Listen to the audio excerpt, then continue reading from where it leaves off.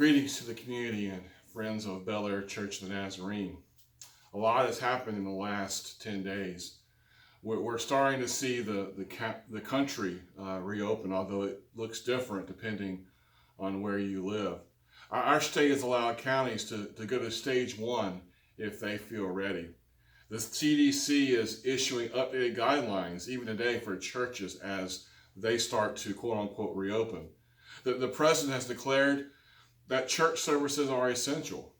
And in the midst of all this, here's what I would like to say, and it's going to be just as much about answering the question who we are as what we can do, or what can we do. We don't need, let me say this first, we don't need to reopen church. Church never closed. Let's not look for church to be defined by a building. Church is about those who believe and follow Jesus Christ, uniting together to live out the kingdom of God, to love Jesus and love like Jesus. And we've been finding alternative ways to do this since the middle of March, since we haven't been able to meet together in one physical space.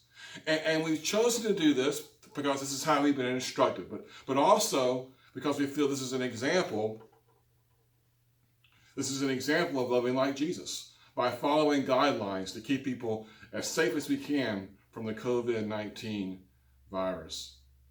It's so easy for all of this to get polarizing, isn't it? For us to be pushed to extremes. It's evident that we have differences of opinion about what's going on.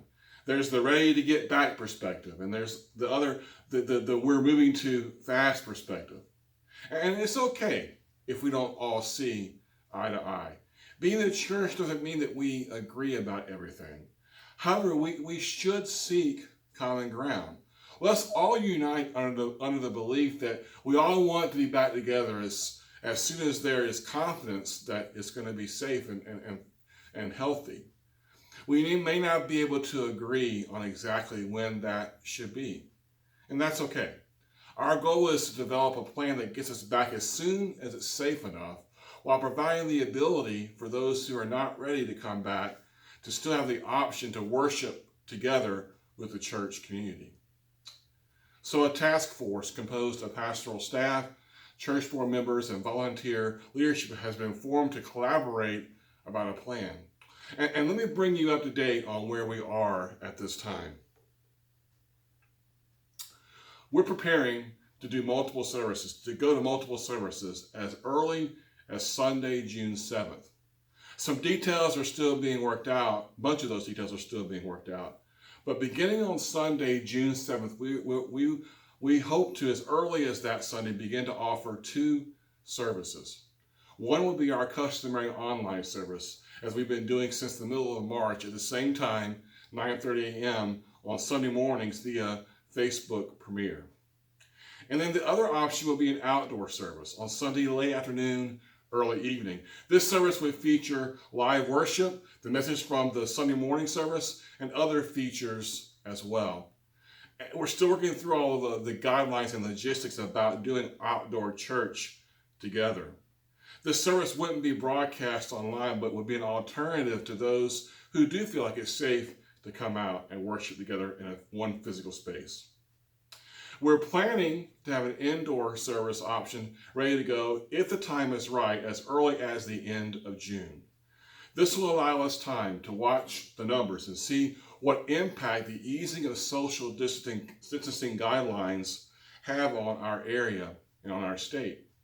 This will also give us time to secure and install the necessary equipment in the Family Life Center so that we can stream live services with success, so that those who may not feel comfortable coming out and worshiping at the end of June indoors, if we could do it that early, would be able to do so online at the same time. We continue to monitor guidelines to determine a time for small groups and certain other ministries to meet, but we're not ready to make a call on this yet. We've been reviewing the guidelines as well as consulting with local health officials, and we want to give some more time before we make a decision about this. In the meantime, I want to remind you that we are being the church.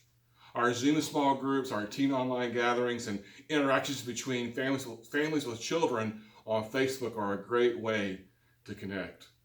Our website and public Facebook pages and community pages are a great way to know the latest of what's going on. Our website and our church app are set up so you can give online if you're able to and choose to do so. Pastors are available for support and counseling via phone and email. You can find our emails on the church website or call the church office and leave a message, and someone will return your phone call as soon as we can. Many in our church community are checking in on others, especially those who are vulnerable or who don't do online very well, if at all. Many are asking about others who might need help because they desire to bless others because they've not been affected as much as others are during this time. We're coming together as a church to help others.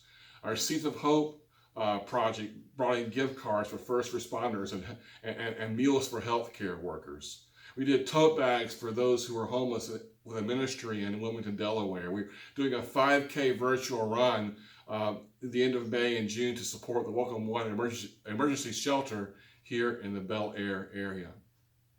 I want to encourage you, I want to encourage us together that we are being the church.